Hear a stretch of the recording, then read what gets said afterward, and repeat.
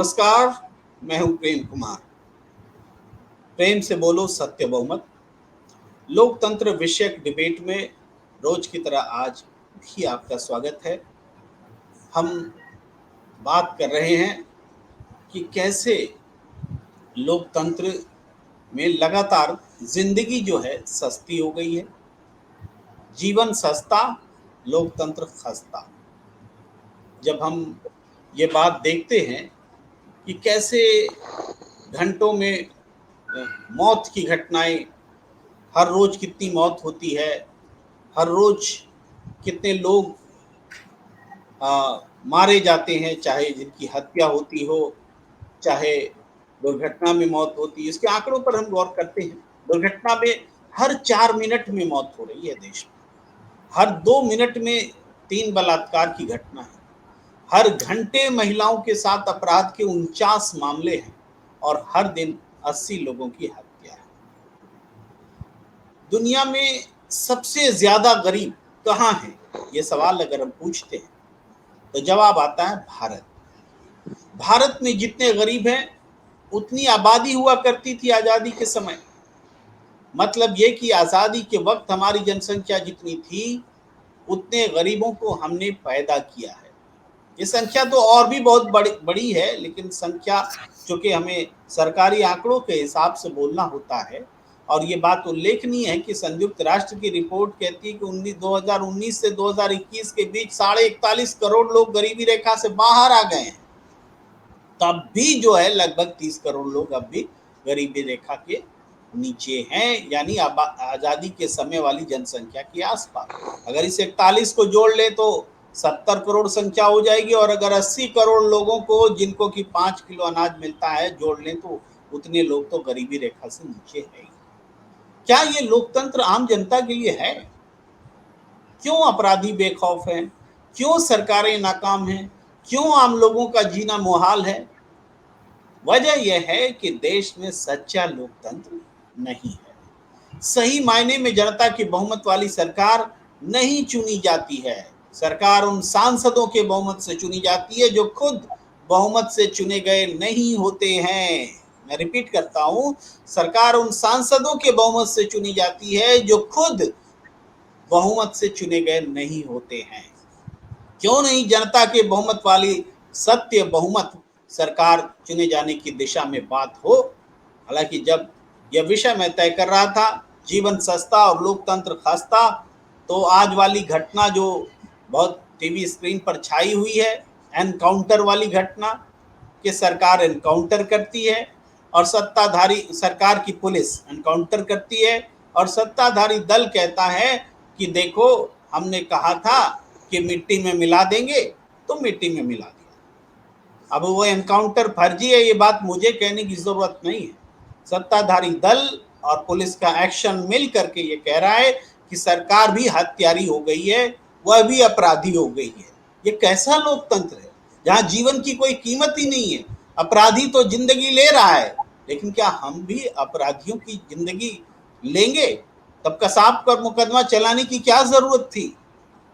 फांसी लगाने की क्या जरूरत थी? गोली मार दिया जाना चाहिए था। बहरहाल विषय बड़ा है। हमारे साथ बहुत विद्वान पैनलिस्ट हमारे साथ जुड़े हुए हैं, हम रूबरू कराते हैं, आपका स्वागत करते हैं। हमारे साथ जुड़े हुए हैं मध्य प्रदेश से पूर्व मंत्री प्रताप भानु शर्मा जी, आपका बहुत बहुत स्वागत है। आप कांग्रेस के बड़े नेता हैं। प्रेम कुमार जी। जी जी जी। हमारे साथ जुड़े हैं एक सत्य बहुमत पार्टी के संस्थापक नेता हैं।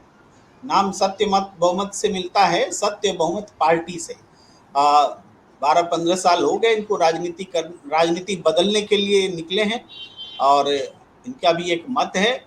और हमारे साथ दो और पत्रकार जुड़ने वाले हैं, जैसे ही जुड़ते हैं हम उनसे भी आपको रूबरू कराएंगे। लेकिन सवाल सबसे पहले प्रताप भानु शर्मा जी आपसे ही शुरू करते हैं। जी प्रेम कुमार जी। बदल लेते हैं जी, सरकार तो हम बदल लेते हैं, जनता बेचैन होती है, सरकार बदल जाती है, लेकिन जनता की तकदीर नहीं बदल जी। बात आपकी सही है प्रेम कुमार जी, और इसमें जितने निर्वाचित प्रतिनिधि दोषी हैं उतनी प्रशासनिक व्यवस्था भी दोषी है, मैं ऐसा मानता हूं। और जब एग्जीक्यूशन प्रशासनिक व्यवस्था पर निर्भर करता है तो उसको निष्पक्षता से काम करना चाहिए, किसी राजनीतिक दबाव में या किसी पार्टी विशेष से एफिलिएटेड होकर उसे काम नहीं करना चाहिए। पर जो पिछले 20-25 साल में इन सब चीजों में लगातार डिटेरिएशन आता गया है, उसकी वजह से ये आपका बड़ा सवाल खड़ा हो गया है, इसमें कोई दो राय नहीं है। और व्यवस्था, लोकतंत्र की कोई भी डेमोक्रेटिक प्रोसेस हमारी, चाहे वो संसदीय प्रणाली हो, चाहे प्रेसिडेंशियल फॉर्म ऑफ गवर्नमेंट का सिस्टम हो, पर यदि उसमें हमारी न्याय की व्यवस्था और दंड देने की व्यवस्था पारदर्शी होगी, प्रभावी होगी और निष्पक्षता से होगी तो उसका न्याय आम जनता को मिलेगा। आज आपने एक उदाहरण दिया, क्या हुआ, अतीक अहमद के लड़के को साथ में एनकाउंटर बताकर मार दिया गया और सरकार पीठ ठोक रही है। सबके दिलों में संदेह हुआ है वो घटना होने के बाद में कि भाई यदि उसका बाप दोषी था या किसी और पे उस पर मुकदमा चल रहा था तो उस पे उसी तरीके से उसका जवाब दिया जाना चाहिए था।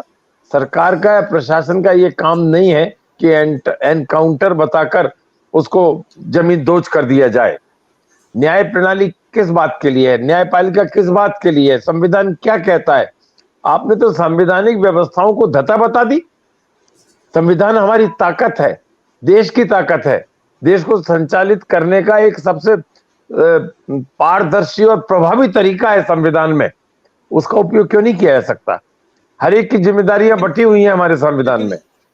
प्रताप भानु शर्मा जी, अभी हाल में 1-2 दिन पहले ही समाजवादी पार्टी के नेता को पुलिस ने बंद किया था और यूएपीए लगा दिया था।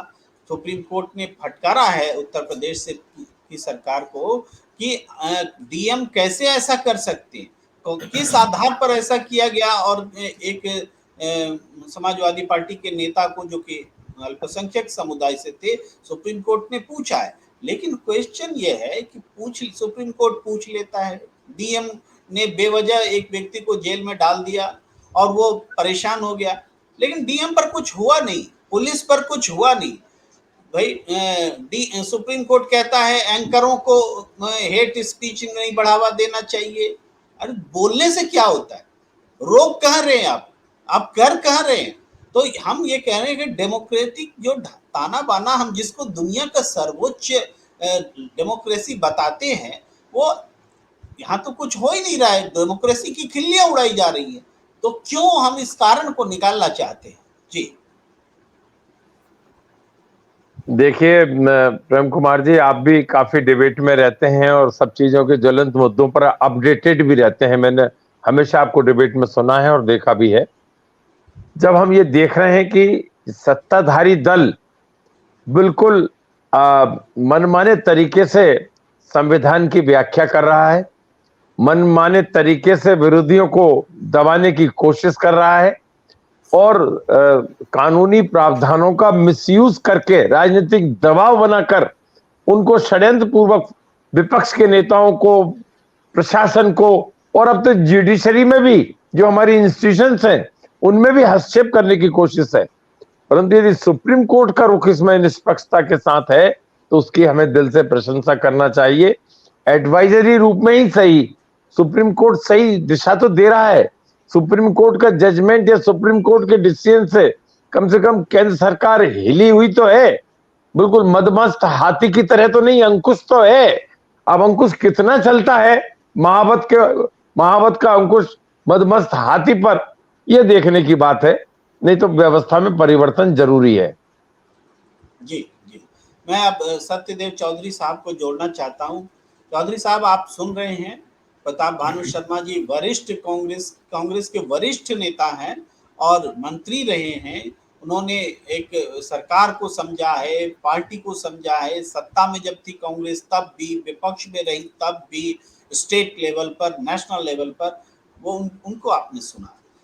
चौधरी साहब, आपको क्या लगता है ये व्यवस्था बदलेगी कैसे, या ये चीजें हो रही हैं तो इसका ठोस कारण क्या है? मतलब लोकतंत्र टूट रहा है लोकतंत्र के रहते हुए, तो क्या लोकतंत्र है जो टूट रहा है? धन्यवाद प्रेम जी। जी देखिए, कांग्रेस ने अंग्रेजों की गुलामी से हमें आज़ादी दिलवाई। कांग्रेस ने लोकतंत्र राजनीतिक व्यवस्था दी, धर्मनिरपेक्षता भी दी, संविधान भी दिया, परंतु एक चूक मैं जहाँ तक समझता हूँ कि वो कांग्रेस ने करी कि जिस राजनीतिक व्यवस्था के अंदर ना चुनाव से पहले और ना ही चुनाव के पश्चात हम इस बहुमत का फैसला नहीं कर पाते। 75 सालों से हम देख रहे हैं कि चुनाव हो जाने के पहले भी और चुनाव हो जाने के पश्चात भी बहुमत किस चिड़िया का नाम है, ये हमें नहीं समझ में आता। और उसी का कारण है कि चुनाव होने के पश्चात गरीब मतदाताओं ने, जिन्होंने मतदान किया, वो अलग थलग रह गए और जो बहुमत का फैसला है वो चंद सांसदों इस बात को समझाया जाए चौधरी साहब कि जनता कैसे बहुमत का फैसला नहीं कर पा रही है। जी हाँ, मैं उसी पॉइंट के ऊपर ही आ रहा हूँ कि चुनाव हो जाने के पश्चात बहुमत का फैसला रह गया सिर्फ चंद विधायकों या सांसदों के आधार के ऊपर। वो लोग और वो कुछ चंद लोग सांसदों के बहुमत से जब सरकार बनेगी तो उसमें सांसदों का कोई योगदान उसमें नहीं है। उसमें तो फिर धनबली और दबंगी लोग बीच के अंदर आ गए और इसी वजह से ये सब सांसदों की खरीद फरोख्त, भ्रष्टाचार का लेन देन, अपराधियों को टिकट और ये सारी बातों का होता है। इसी वजह से हमारा लोकतंत्र खस्ता हो गया और जीवन सस्ता हो गया।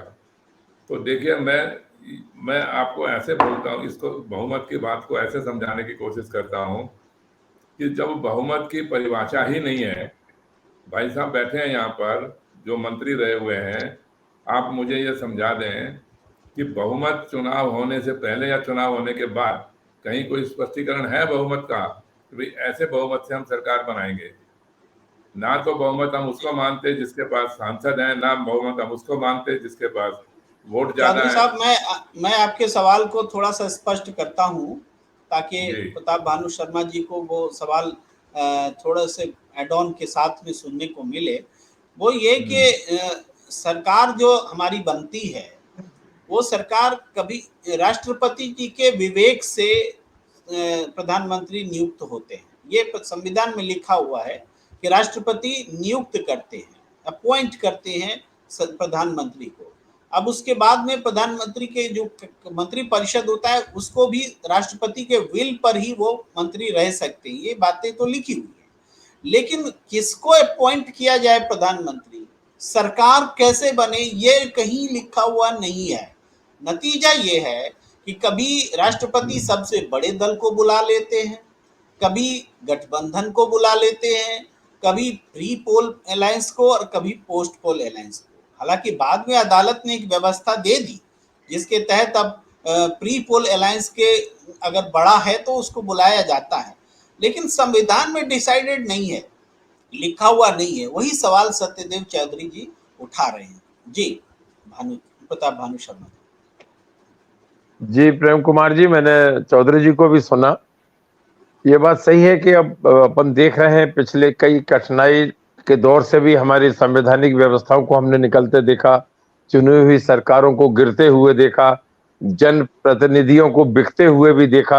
ये सब चीजें 75 साल में हम लोगों के सामने आई हैं। मैं चौधरी साहब की बात से सहमत हूँ और इस अनुभव के आधार पर हमें पैचबंदी करना चाहिए, हमें रिफॉर्म करना चाहिए और रिफॉर्म इस ढंग से करना चाहिए कि इस तरह की करप्ट प्रैक्टिसेस का या राजनीतिक दखलंदाजी का कोई स्कोप न रहे। परंतु हम ये देख रहे हैं कि सत्तारूढ़ दल सिर्फ अपने स्वार्थ के नाते मुद्दों से भटकाने की बात करते हैं, संविधान को बदलने की बात करते हैं, कहीं वो हिंदू राष्ट्र की बात करने लग जाते हैं, कभी किसी दूसरे प्रावधानों को बदलने की बात कर जाते हैं। ये किसी भी तरह से बाबा साहब अम्बेडकर के बनाए हुए संविधान के को इस तरह से चुनौती नहीं दी जा सकती और राष्ट्र की जनता को स्वीकार भी नहीं होगा। पर उन कमियों को जरूर दूर किया जाना चाहिए जिनके कारण ये हमारी लचर व्यवस्था हो जाती है, या चुने हुए नुमाइंदे बिक जाते हैं, खरीद फरोख्त हो जाती है, सौदेबाजी हो जाती है। खास तौर से अब दिल्ली में केंद्र में जब से मोदी की सरकार हुई है, हमने देखा है मध्य प्रदेश में क्या हुआ, महाराष्ट्र में क्या हुआ, गोवा में क्या हुआ, कर्नाटक में क्या हुआ, मणिपुर में क्या हुआ, और दूसरे राज्यों में खरीद फरोख्त चुनी हुई सरकार, चुने हुए नुमाइंदों को पैसों की ताकत पर खरीद कर जनता के जनादेश को बदल दिया। इसलिए इस पर गंभीरता से जनादेश मिलना और बहुमत का तो अब यहाँ पर इवेल्यूशन थोड़ा होना सा दोनों जरूरी विचार है। करते हैं जी। प्रताप भानु शर्मा जी यहाँ थोड़ा सा विचार करते हैं और फिर जी सत्यदेव चौधरी जी के पास आते हैं। वो ये कि नहीं खरीद फरोख्त हो जा रही है, सरकार का बहुमत चुरा लिया जा रहा है, सारी घटनाएं हो रही हैं, अलग अलग स्वरूप में हो रही हैं, अलग अलग स्टेट उदाहरण है इसके, जबकि इस्तीफा दिला दिया जाता है, कर्नाटक उदाहरण है, और उसको चुनाव लड़ाया जाता है, और इससे पहले मध्य बहुमत प्रदेश पा में भी दिया ऐसा जाता ही है हुआ। जी। हर एक प्रदेश में होता रहा है। लेकिन जब हम सदन में कहते हैं कि मैजिक फिगर पूरी ताकत का आधा है, जैसे लोकसभा में देखें तो हमको 272 मैजिक फिगर है, तो चाहे जिस परिस्थिति में भी 272 से नीचे मैजिक फिगर क्यों हो जाता है, ऐसा क्यों होता है कि जो उपस्थित सदस्य हैं उनके आधे से ज्यादा ही मैजिक फिगर है? ये कहाँ लिखा हुआ है कि ऐसे आप बहुमत डिसाइड करिए? जी सत्यदेव चौधरी साहब। और इसके जिम्मेवार तो देखिए सभी पार्टियां हैं ना, केवल एक पार्टी आज के सत्ता वाले तो इसके खाली जिम्मेवार केवल जिम्मेवार नहीं है, जी जिम्मेवार जी, हम तो लोग रिफॉर्म की बात कर रहे हैं, बिल्कुल जी। हाँ, तो हम रिफॉर्म की हम बात यदि करें तो इस बहुमत का फैसला करिए। आज भी जो सत्ता में है या जो विपक्ष के अंदर हैं वो बहुमत के ऊपर तो बात ही नहीं करते, एक दूसरे के ऊपर व्यक्तिगत आरोप प्रत्यारोप लगाने की बातें करते रहते हैं और उससे समस्या का समाधान तो होता चौधरी नहीं है। साहब वो बहुमत की बात नहीं करेंगे, मान लीजिए वो नहीं करेंगे। जी राजनीतिक दलों को सूट करता है, जो ताकतवर होती है पार्टी उस समय वो उस हिसाब से बिहेव करती है। आज भारतीय जनता पार्टी सबसे ताकतवर है, वो उस हिसाब से बिहेव कर रही। कांग्रेस के भी समय में उस समय धारा 356 का दुरुपयोग हुआ है, ये सब प्रताप भानु जी भी मानेंगे, अदालतों ने भी कहा है। तो ये होता है, वो नहीं करेंगे। तो रास्ता क्या है? कैसे आप बोल रहे हैं कि जनता के बहुमत से सरकार बनेगी या बननी चाहिए, इसका क्या रास्ता होगा? बात ये रह गई कि ना तो सत्ता वाले करेंगे, ना जो विपक्ष में है वो लोग करेंगे, तो फिर तो जिम्मेवारी कुल मिला के मतदाताओं की रह गई। पर मेरे जैसे जो साधारण मतदाता हैं उन्होंने इस बात का ऐसे विकल्प दिया कि जिस प्रकार सांसद को सबसे ज्यादा वोट मिले वो जीत गया, हम उसको सांसद मानते हैं। उसी प्रकार जिस राजनीतिक दल को सबसे अधिक वोट मिल जाए, भले ही उनके सांसद उम्मीदवार हारें जीतें, कम जीतें, ज्यादा हारें, अगर उनको कुल वोट अन्य राजनीतिक दलों की तुलना में सबसे अधिक मिलते हैं तो हम उसका बहुमत माने और उसको बहुमत से सरकार बनाने का अधिकार मिलना चाहिए। तो उनके जो उम्मीदवार हार गए उनके भी हम वोट गिने, जो ज्यादा वोटों से उनके उम्मीदवार जीते उनके ज्यादा वोट गिने, कम वोटों से जीते उनके कम वोट गिने। कुल मिलाकर के चौधरी साहब आप जो बात कह रहे हैं, जिस पार्टी को ज्यादा वोट मिले उनको सरकार बनाने दीजिए, ताकि सांसदों की खरीद फरोख्त का, सांसदों को की निष्ठा बदलने की कोशिश करने की या भ्रष्ट तरीके अपनाने की जरूरत न रह जाए, ये बात कर रहे हैं। मैं थोड़ा सा आता हूँ प्रताप भानु शर्मा जी के पास। सर एक बात जोड़ते हुए कि राज्यसभा के में भी सांसद होते हैं, वो तो सरकार बनाते गिराते नहीं है। तो आप देखेंगे राज्यसभा में खरीद फरोख्त उस हिसाब से नहीं होती सांसदों की जैसे लोकसभा में होती है। तो क्यों नहीं लोकसभा के सांसदों से भी ये जो विशेषाधिकार है सरकार बनाने गिराने का, इनको वापस ले लिया जाए। जिस पार्टी को ज्यादा वोट मिले वो सरकार बनाए, ये आपको वोट दिया जाता कानून बनाने के लिए और अपने क्षेत्र के प्रति जिम्मेदार रहने के लिए। क्या ये तरीका सही हो सकता है? आप क्या राय रखें? नहीं, ये तरीका सही नहीं हो सकता, क्योंकि भारतवर्ष विविधता का देश है। यहाँ पर बहुत विशाल उत्तर से लेकर दक्षिण तक, पूर्व से लेकर पश्चिम तक संस्कृति में, भाषा में, कल्चर में, दिन प्रतिदिन की दिनचर्या में बहुत जमीन आसमान का फर्क है। यदि हम कहें कि हमारी सोसाइटी हेट्रोजेनस सोसाइटी है, होमोजेनस सोसाइटी नहीं है, तो उसमें और ज्यादा कॉम्प्लिकेशन सामने आएंगे। और यदि हमें इसी तरह के बहुमत को ध्यान में रखना है तो फिर प्रेसिडेंशियल फॉर्म ऑफ गवर्नमेंट ही हमें सिस्टम बना लेना चाहिए, राष्ट्रपति प्रणाली ही लागू कर लेना चाहिए संशोधन करके। परंतु जब तक पार्लियामेंट्री सिस्टम है, पार्लियामेंट्री सिस्टम में जो जीत कर आया वही सिकंदर और वही सरकार बनाएगा, यही एक इसका फार्मूला रहता है। परंतु हमें ये थोड़ा संशोधन करके ये डिफाइन कर देना चाहिए कि ये राज्यपाल के या राष्ट्रपति के विवेक पर ना छोड़कर उसमें अनुभव के आधार पर 4-5 गाइडलाइंस दे देनी चाहिए। पहला ये होगा, दूसरा ये नहीं प्रस्तुत कर पाए तो उसमें कंबाइंड प्री पोल अलायंस में बहुमत क्या आया वो देखेंगे। फिर इसके बाद यदि गठबंधन बनता है, यूपीए बनता है, एनडीए बनता है, तो उसमें किस तरह के लाइक माइंडेड लोग हैं, उन्होंने कैसे इंडिविजुअल कमिटमेंट दिया है, इसमें सुधार किया जा सकता है। परंतु आधी अधूरी या आधी प्रणाली, हम राष्ट्रपति प्रणाली की बात कर लें, मत जितने वोट मिले उस आधार पर डिसीजन कर लें और संसदीय प्रणाली अपना लें, दोनों काम एक साथ नहीं हो सकते।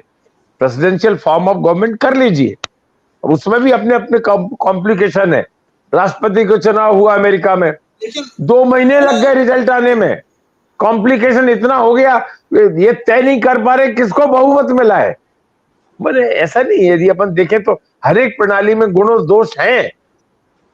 जी जी, प्रताप भानु शर्मा जी, मैं आता हूं सत्यदेव चौधरी जी के पास, लेकिन एक बात बोलते हुए कि मध्य प्रदेश में आप हैं, मध्य प्रदेश बहुत बड़ा उदाहरण है जहाँ के बीजेपी को वोट प्रतिशत ज्यादा मिले थे और कांग्रेस को सीटें ज्यादा मिली थी। कांग्रेस ने सरकार बनाई और उसके बाद बीजेपी ने स्थिति पलट दी और डिफेक्शन कराया, वो सब अलग चीजें हैं। लेकिन वोट जिसको ज्यादा मिला वो बहुमत नहीं है, सीट जिसको ज्यादा मिले वो बहुमत है। ये कॉन्ट्रास्ट जो है इसको हम समझने के लिए चौधरी साहब के पास है। जी हाँ, तो देखिए, समस्या तो यही फंसी हुई है ना कि हम इस बात में उलझ जाते हैं कि यह संसदीय प्रणाली है या राष्ट्रपति प्रणाली है। अरे भाई, चाहे कोई भी टाइप की प्रणाली है, सबसे पहले तो आप जो आज के दिन हमारी जो भी प्रणाली चल रही है, संसदीय प्रणाली ही चल रही है, हम मानते हैं आपकी बात को, लेकिन उसके अंदर कम से कम बहुमत का तो फैसला करिए। बहुमत ये थोड़ी होता है कि साहब गठबंधन की भ्रष्ट राजनीति करो, खरीद फरोख्त करो, भ्रष्टाचारियों को टिकट दो, झूठे नारे लगाओ, इसको बहुमत बोलेंगे क्या हम?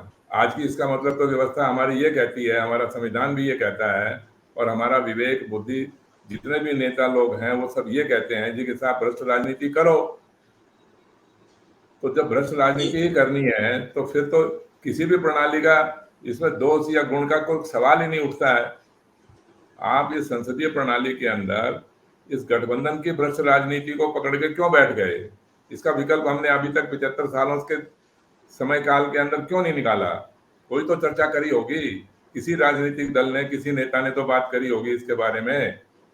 मैंने तो आज तक इतने 75 साल के समय काल के अंदर मैंने कोई इसके ऊपर चर्चा करते हुए सुना नहीं किसी को। ये तो खाली हमने सत्य बहुमत की बात करते हुए ये बात करी कि जिसके सबसे ज्यादा वोट हैं, लोकतंत्र के अंदर अगर सबसे ज्यादा वोट वाले का ही महत्व नहीं होगा तो फिर क्या होगा? मेरे को तो समझ में नहीं आ रहा कि जिसने वोट दे दिया वो वोटर थोड़ी हार गया। वोटर ने तो वोट दे दिया देश की राजनीतिक व्यवस्था से सहमत होकर। आपने तो वोटरों को भी इस राजनीतिक व्यवस्था ने तो वोटरों को भी हरा दिया, उम्मीदवारों को भी हरा दिया, पार्टियों को भी हरा दिया। और विडंबना देखिए, ना तो सत्ता वाले बात करेंगे ना विपक्ष वाले बात करेंगे। तो विपक्ष वाले भी इसका कोई विकल्प नहीं खोजते। तो कोई तो चर्चा करिए ना, फिर कोई विकल्प बनाइए। बनाते क्यों नहीं? हमने तो आपको विकल्प दिया कि जिसके सबसे ज्यादा वोट हैं लोकतंत्र के अंदर, हम उसको बहुमत मानेंगे। चाहे आप उसको संसदीय प्रणाली बोलो, चाहे आप उसको राष्ट्रपति प्रणाली बोलो, या किसी और तरह से और कोई भाषा का नाम दीजिए इसको, लेकिन बहुमत का तो निर्णय होना चाहिए ना। भाई, चुनाव होने के पहले या बाद में हमें पता तो लगना चाहिए कि भाई ऐसे बहुमत से सरकार बनेगी। हमें पता ही नहीं। चुनाव करवा दीजिए और नेता का फैसला बाद में करेंगे। चुनाव करवा दीजिए, बहुमत कैसे होगा ये हमें पता ही नहीं है। ये क्या प्रणाली है? तो कोई भी प्रणाली नहीं हुई। जी जी जी, चौधरी साहब की बात में जो क्रक्स है वो ये कि जो सरकार बन रही है, आज जितने भ्रष्ट तरीके आजमाए जा रहे हैं, वो तो आजमाए जा रहे हैं, कोई निरंकुशता नहीं। हम सब जान रहे हैं कि गलत तरीके से मध्य प्रदेश की सरकार बनी, हम सब जान रहे हैं कि कर्नाटक में हुआ, यहाँ हुआ, वहां हुआ, लेकिन जान रहे हैं, इसको रोकने का सिस्टम नहीं है। तो फिर कैसा लोकतंत्र है प्रताप भानु शर्मा? देखिए प्रेम कुमार जी, मैं आप दोनों की बात से पूरी तरह सहमत हूं। ये आज की संसदीय प्रणाली में भी जो एंटी डिफेक्शन लॉ बनाया था, उसे डाइल्यूट कर दिया गया समय समय पर राजनीतिक पार्टियों द्वारा आवश्यकता को समझते हुए। यदि हम एंटी डिफेक्शन लॉ को बहुत तगड़ा बना दें और उसमें डिस्क्वालिफिकेशन भी जोड़ दें कि कोई भी व्यक्ति 6 साल तक जो भी डिफेक्ट करके जाएगा या करप्ट प्रैक्टिसेस अपनाएगा, जो उसे 6 साल तक डिस्क्वालीफाई कर दिया जाएगा, 10 साल तक डिस्क्वालीफाई, जो भी उसमें टर्म रखें, तो उससे बड़ा सुधार हो जाएगा। दूसरी बात, जो चौधरी साहब ने कहा कि बहुमत के आधार पर 36% वोट भाजपा को मिले और बाकी 64% राष्ट्रीय चुनाव में, पिछले 2019 के चुनाव में सभी विपक्षी दलों को मिले, तो अब बहुमत किसे माना जाएगा? सभी विपक्षी दलों को, जिनको 64% वोट मिले, जिनकी विचारधारा एक नहीं है, जो मिलके काम नहीं कर सकते, जो अपना घर नहीं चला सकते, उसको हम बहुमत कैसे मान लेंगे? और ये 36% वाले कह रहे हैं कि हम ही जीत के आए हैं, हमारे पास ही बहुमत है, हम ही सरकार चलाएंगे। हमारी ये दुविधापूर्ण स्थिति से तो हमें कोई ना कोई एक अच्छा सॉल्यूशन निकालना पड़ेगा, क्योंकि हम सिर्फ उस आधार पे उसे बहुमत नहीं मान सकते। प्रताप भानु शर्मा जी, यहीं पर आप ये भी देखिए कि कांग्रेस को 12 करोड़ वोट मिले, 12 करोड़ मिले जी, सिर्फ हाँ। सीट जो है सिर्फ 52 मिली। 12 करोड़ के हिसाब से 23 करोड़ बीजेपी को मिल रहा है, लगभग 22 करोड़ 90 लाख। तो बीजेपी को 300 से ज्यादा सीटें मिल रही हैं। तो यहाँ पर division of vote, division of vote हो जाता है ना प्रेम कुमार जी। हाँ बिल्कुल, वही बात तो बस उसी वजह से। हाँ, तो फिर अब वो बात तो तभी रुक सकती है जब राष्ट्रपति प्रणाली लागू कर लें हम। जी, सत्यदेव चौधरी जी कुछ कहना चाहेंगे? इसमें देखिए, मेरे विचार से हम राष्ट्रपति प्रणाली या संसदीय प्रणाली के अंदर भ्रमित हो रहे हैं।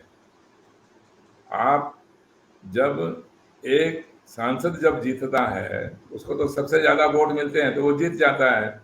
उसमें ना गठबंधन है, ना ही कोई इस तरीके का कोई 50% से ज्यादा वोटों की आवश्यकता है।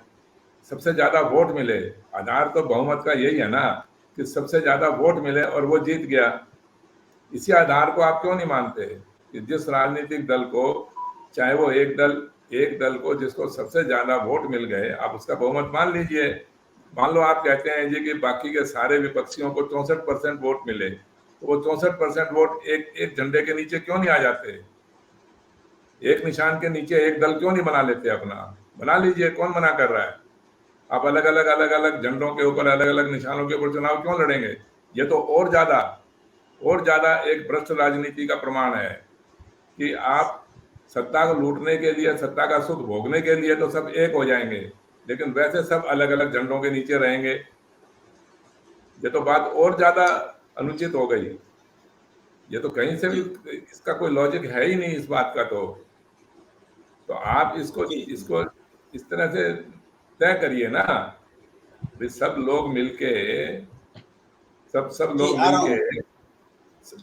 मिलके एक इस बात को तय करिए कि भाई बहुमत कैसे होगा। पहले तो ये बताइए, अब बोलो फिर, या तो फिर ये स्पष्ट बोलो कि साहब गठबंधन की भ्रष्ट राजनीति से बहुमत होगा, लेन देन खरीद फरोख्त से बहुमत होगा, तोड़ फोड़ से भी बहुमत होगा।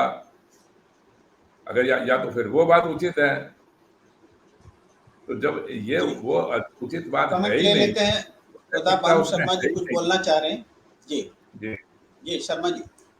नहीं, मैं उसमें ये कहना चाह रहा हूं कि अभी जो वर्तमान में संसदीय प्रणाली है, इसको चुस्त दुरुस्त करके एंटी डिफेक्शन लॉज को इतने इफेक्टिव कर दिए जाएं कि उसमें करप्शन का कोई कॉलम ही ना रहे, और पनिशमेंट यदि उसमें 6 साल के लिए कोई भी इस तरह से दल बदल करता है या इस तरह के भ्रष्ट आचरण में शामिल होता है, कर दीजिए 6 साल के लिए भ्रष्ट, उसको डिबार कर दीजिए चुनाव लड़ने से।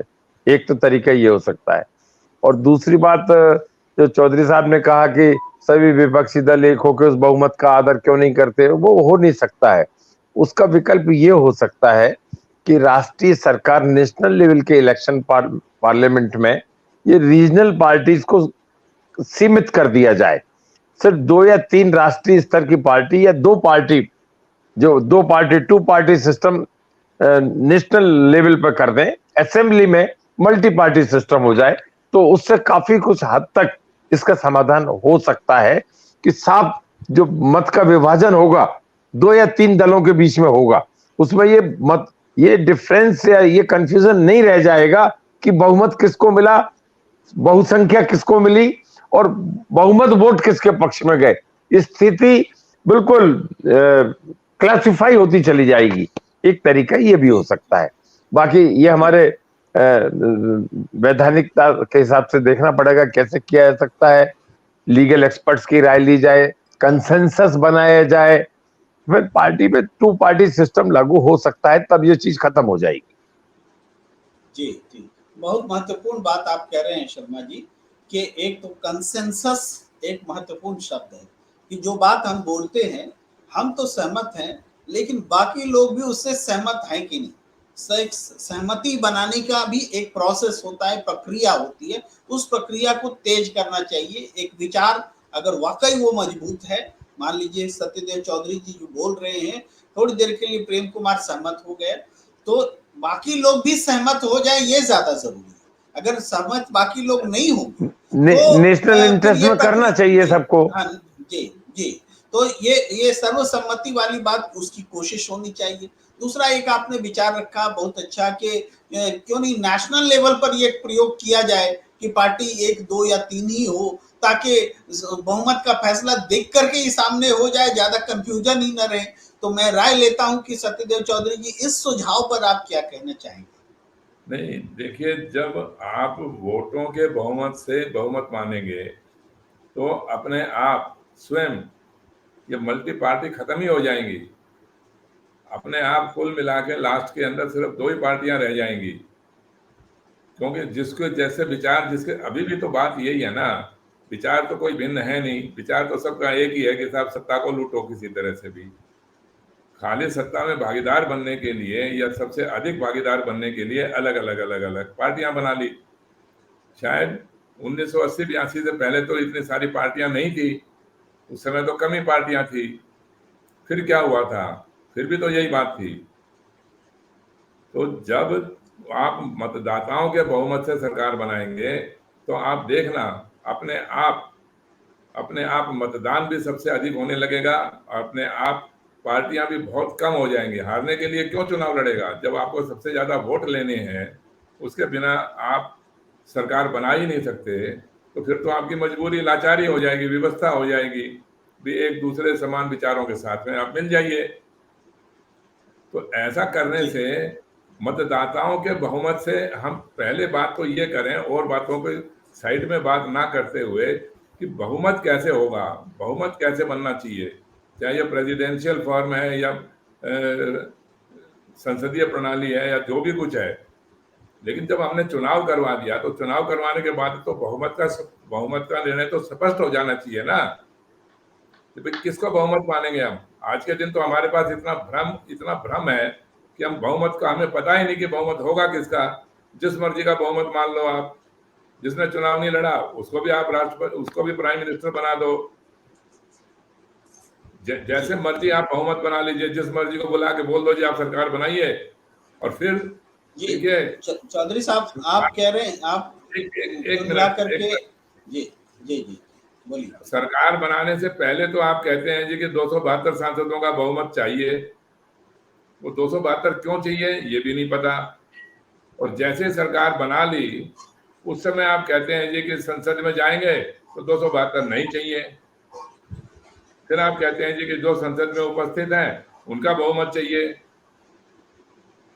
ये पता नहीं, ऐसा नहीं है, ऐसे जो ही तो टोटल है। स्ट्रेंथ है संसद की, नहीं, जो टोटल संसद की स्ट्रेंथ है उसका बहुमत चाहिए हाँ, उसी सरकार मैं भी वही बनाने कह के लिए। मैं भी यही कह रहा ये हूँ भाई पहली साहब। बार के लिए सही होता है, थोड़ा सा मैं बोल दूं, पहली बार के लिए सही होता है, लेकिन जब बीच में कभी विश्वास प्रस्ताव या अविश्वास प्रस्ताव लाया जाता है, तब ये देखा जाता है कि सदन में कितने लोग मौजूद हैं, उसका बहुमत चाहिए होता है। तभी आपको याद होगा कभी लेफ्ट पार्टी बाहर हो गई थी तो समाजवादी पार्टी के समर्थन से यूपीए सरकार जो है वो सरवाइव की थी परमाणु करार वाले मामले में। बहुत सारे उदाहरण रहते हैं। जी तो जी शर्मा जी। सरकार बनाने के लिए तो आपको 272 का जोड़ बिठाना पड़ेगा। अब आपके हैं ही 200, तो 72 कैसे लाओगे? वो तो फिर आपको जोड़ तोड़ सांठगांठ समझौते करके ही जोड़ लगाना पड़ेगा ना। विभिन्न विचारों के लोगों को जोड़ना पड़ेगा, लालच देना पड़ेगा। मतलब आप ये कह रहे हैं चौधरी साहब कि अगर ये 272 का मैजिक फिगर पाना ही है और किसी हम्म। पार्टी के पास 272 नहीं है, तो हम्म। ये व्यवस्था प्रेरित करती है कि आप दूसरों से समर्थन लेके 272 लाइए, और चाहे इसके आइए। लिए भ्रष्ट तरीके अपनाने क्यों ना पड़े। और ऐसे भी जब एक दूसरे के खिलाफ चुनाव लड़ रहे हैं तो मिल करके सरकार बना रहे हैं, तो जनता के साथ चीटिंग भी है एक तरह से। यही बात तो आप कह रहे हैं चौधरी साहब। जी जी जी। जी। तो भानु प्रताप शर्मा जी, तो क्यों नहीं इस बात का विरोध हो कि नहीं ये ऐसा नहीं होना चाहिए कि जो लोग एक दूसरे के खिलाफ लड़के आए वो मिल के सरकार ना बनाए? जी अब वर्तमान व्यवस्था में तो ये संभव नहीं है। सब अपॉर्चुनिस्ट हो जाते हैं और अपॉर्चुनिटी का फायदा लेते हैं। जैसे चौधरी साहब ने कहा कि सत्ता प्राप्ति, कुर्सी प्राप्त करना ही लक्ष्य हो गया है, और ये जो 10 साल 9 साल ये भ्रष्टाचार का दौर हम देख रहे हैं, इसकी तो पराकाष्ठा हो गई है। मौका परस्ती की, सौदेबाजी की, अपॉर्चुनिज्म की, सांप्रदायिकता की। देश हित को सर्वोपरि रख के प्रधानमंत्री प्रचार मंत्री बन के काम कर रहा है। आप कह रहे हो घटनाएं हो रही हैं, बलात्कार हो रहे हैं, दिन दहाड़े लूट हो रही है। अरे क्या कर रहा है गृह मंत्री? चीन घुस गया 2000 किलोमीटर में, क्या कर रहा है रक्षा मंत्री? क्या कर रहा है प्रधानमंत्री? अपनी पार्टी का काम कर रहा है, देश हित सर्वोपरि रख के। ये सब चीजों पे जब तक उसमें मॉरल कैरेक्टर नहीं होगा, जब तक कोई प्रतिबद्धता नहीं होगी अपने पद के प्रति, अपने निर्वाचन के प्रति, अपनी निर्वाचित जिम्मेदारी के प्रति, इस तरह की मैंने आम जनता में जागरूकता की जरूरत है। ये सब चीजें नहीं चल सकती हैं। आप सरकारी पद का और संसाधन का दुरुपयोग करके आप अपने निजी निहित स्वार्थ साध रहे हो, राजनीतिकरण कर रहे हो, राष्ट्र हित को सर्वोपरि करके प्रचार मंत्री बन के काम हो रहा है, पूरे चुनावों में लगे हुए। देश कहीं भी जाए, जनता कुछ भी हो, लॉ एंड ऑर्डर कहीं भी पहुंचे, ये डिटेरिएशन अभी देखने को मिला है। इसलिए इन सब चीजों पे भी विचार करने की आप जैसे सब बुद्धिजीवी लोगों को आवश्यकता है। जी जी।